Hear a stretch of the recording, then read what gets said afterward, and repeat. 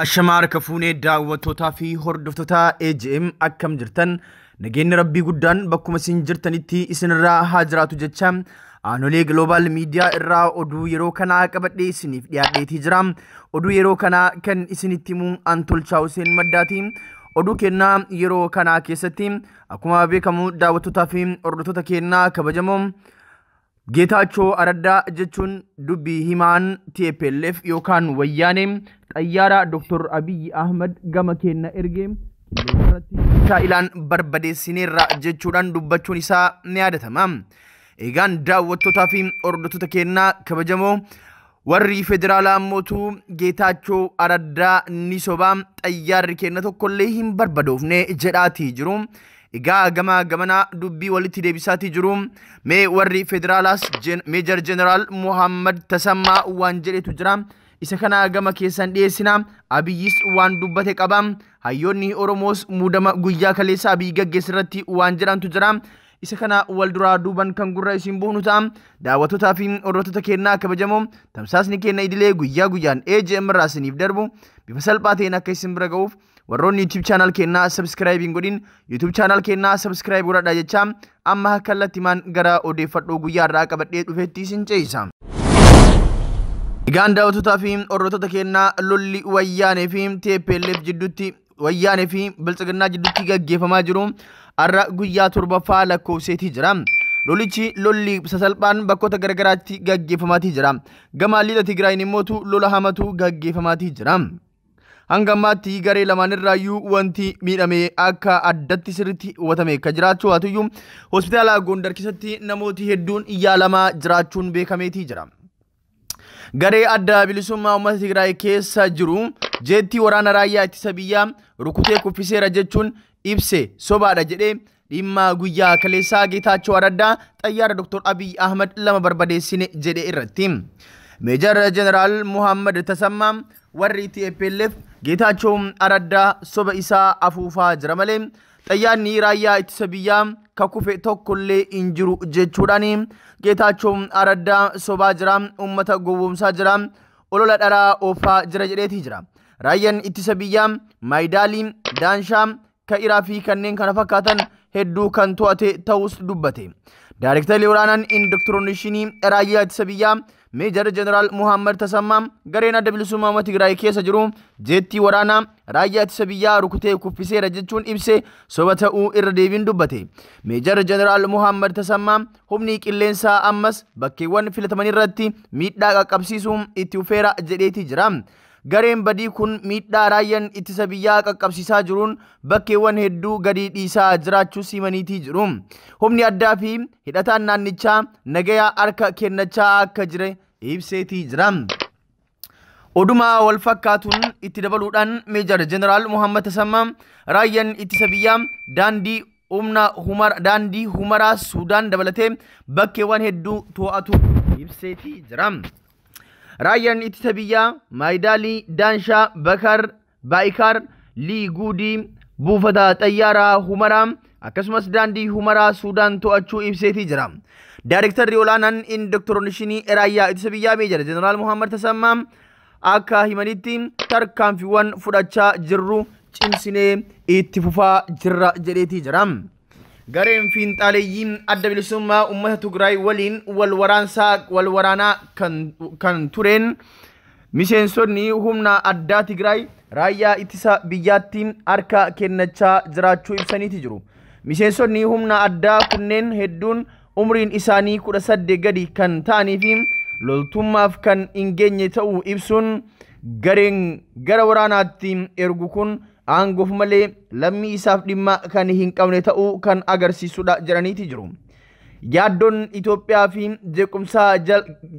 Itoophiyaan jeequmsatti galtii jedhu bu'uura kan hin qabnedha jechuun immootu kan dubbate. Muummicha ministeera Itoophiyaa Dr. Abiy Ahmed namooti hedduun lola amma Tigraay fi mootummaa federaalaa jidduutti gaggeeffamaa jiru kanaan wal qabatee bifa kanaan itti fufnaanin biyyi gara jeequmsaatti galtii jechuudhaan komii garagaraa kaasaatii jiru akkasuma yaaddoo isaanii ibsataatii jiru.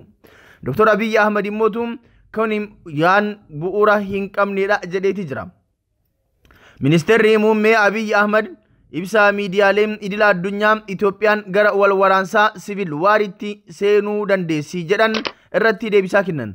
Muummichi ministeera Abiy ergaa afaan Ingiliziin Tiwiitaraa gubbatti maxxansaniin yaaddoon Itoophiyaan jeequmsatti galtii jedhu bu'uura kan hin qabnee fi haala qabatama biyya keenyaa gadi fageenyaan beekuu dhabuurraa madda jedhan. Akka biyya walaba dhimmoota keessoo ishee ofiin furachuu dandeessu tokkotti opereeshiniin olaantummaa seeraa kabachiisu rakkoo mudate furuun dhiheenyatti goolama jedhan. Dhaabbileen idila addunyaa fi ogeeyyiin biyyoota alaa hedduun waraanni mootummaa federaalaa fi naannoo Tigraay gidduutti gaggeeffamaa jiru Itoophiyaa gara wal waraansaatti galchee naannoo gaanfa Afrikaas rakkoo nageenyaa jabduu keessa galchaa jedhu dhaabbatni mootummoota gamtoomanii walitti bu'iinsi qaamolee lameenii kana namoota miidiyaalee sagal ta'an qeerroo buqqisuu mala jedhaniiti jiru. Qeerraa buqqisuu mala jedhaniiti jiru. Muummichi ministeera Itoophiyaa Abiy Ahmad yaaddoo qabaachuu kanneen ibsaniin galateeffachaa kaayyoon duula keenyaa kanneen tasgabbiin akka hin jiraanne godhan seeratti dhiyeessuudha jechuudhaan mootummaa naannoo Tigraay rakkoon kun mariin akka furamu waamicha dhiyeesseeti jira. Gama biraan guyyaa kaleessaa Dr. Abiy Ahmad muudamaa sadarkaa biyyoolessaatti taasisuun ni yaadatama. Muudama kanaan namooti hedduun aangoo kan dabalameef yoo ta'u hedduun immoo aangoo irraa gaggeeffamaniiti jiru. Muudamni Abiy Ahmad guyyaa kaleessaa raawwatee agarsiiftuu diigamuu sirna federaalizimii fi heera biyyattiiti jedhan ogeeyyiin seeraa. Onkololeessa 29 ministeerri muummee Itoophiyaa kan bara aangoo isaa fixatee jiru Abiy Ahmad muudama gaggeessummaa olaanoo sadarkaa naannoo fi federaalaa kennanii jiru. Muudama kanaanis aangoon dabalataa kennuuf jijjiirran bakka raawwateeti jira. Obbo Dammaqaa Mokonnon aangoo itti aanaa ministeera muummichaa malee ministeera ajajaa alaa ta'uun aangoo dabalataaf muudamaniiti jiru. Hoogganaa antikaa biyyattii ta'uun tajaajilaa kan turan Komishinar Damballash Gabra Mikaa'el bakka jijjiiruun Komishinii Poolisii Federaalaatti kan muudan yoo ta'u, Obbo Tamasgen Xurunaa ammoo pirezidaantii naannoo Amaaraarraa kaasuun gara hooggansaa antikaa fi basaasaatti muudaniiti jiru. Dhimma kana ilaalchisuun ogeessi seeraa Dr. Maarqos Waggariin akka jedhetti Herri biyyattii adeemsa filmaata ministeerummaa irratti waan ifa ta'e ibsee jiraatus Itoophiyaa keessatti ministeerummaan ajajamaa ministeera muummichaa ta'uutiin waan sararamuuf gochi akka kana waan haaraa miti jechuun adeemsi heeraa ordofuu yoo fakkeessuuf ta'e malee dhugumatti raawwatamee hin beeku jedhan. Itti fufuun ministeerumti muummee amma biyyattii bulchaa jiru kunu heera sanaan beekama waan hin taaneef heera addawaa'ii eeguu dhabuun isaaf homaa miti. Biyyattiin yeroo ammaa kana paartii heerri hin beekneen bulaa jirti. Bilxiginaa wanti jedhu heericha keessa hin jiru. Kanaaf heerri biyya kana cabee yeroo addawaa'ii cabeerraa eegaleeti jechuun hayyichi heeraa osoo hin taane murnaan bulaa biyyichi heeraan osoo hin taane murnaan bulaa jiraachuu ibse. Yuunivarsiitii Finfinneetti barsiisaa seeraa kan ta'an nageenya dhuunfaa isaanii maqaa isaanii himamuu kan hin barbaanne ammoo heerri biyyattii daangaa aangoo mootummaa naannoo fi federaalaa adda baasee kaa'ee utuu jiru Abiy Ahmad pirezidaantii naannoo filuuf mootummaa naannoo diiguun isaa abbaa irrummaa fi farra dimokiraasii ta'uusaa agarsiisa. Federaalli aangoo naannoo keessa galee mootummaa ce'umsaa naannoo hundeessuu hin qabu. Amma garuu Dr. Abiy fi murni isaa mana maree baraasaa fixatee waliin mootummaa naannoo diiguun aangoo caffee naannoo sarbanii dhimma naannoo keessa seenaa jiru. Kun ammoo waan sirna federaalizimii Itoophiyaa yayyabate faalleessuudha jechuun qeeqaniiti jiru.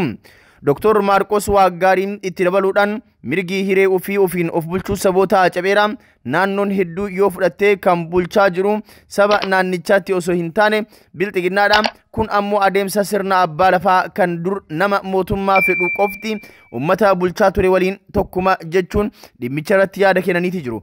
Dhumarratti ummanni Oromoo diina tooftaa ammayyaatiin eenyummaa fi mirga isaa cabsaa jiru kanatti dammaqee lola diinota isaatiin osoo hin burjaja'in naannoo isaa xiyyeeffannaan eeggachuu danda'uu qabas jedhaniiti jiru. Egaan daawwattootaa fi hordoftoota keenyaa kabajamoo odeeffannoon amma qabannee isiniif dhiyaannee kanuma haalli biyya keessatti deemu baay'ee ulfaataadha. Biyyattiin gara wal waraansa cimaatti seenaa jirti. Makkalaakayaan biyya keessa jiru naannolee hundarraa meeshaa waraana isaa gara naannoo Tigraayitti fe'aatii jira. Naannoon Tigraay bifa kanaan barbadaa'uudhaaf deemti. Eegaan daawwattoota fi hordoftoota keenyaa kabajamoo warri Tigraay ofirraa qolachuudhaaf qopheessaa jira. Waan jiru maraanuu wantoota jiran jala buunee hordofnee kan isin biraan geenyu ta'a. Odeeffannoo keenyas kanumaan raawwanna. Odeeffannoo biraatiin deebinee hanga dhufnutti immoo turtii gaarii isiniif haa taatu.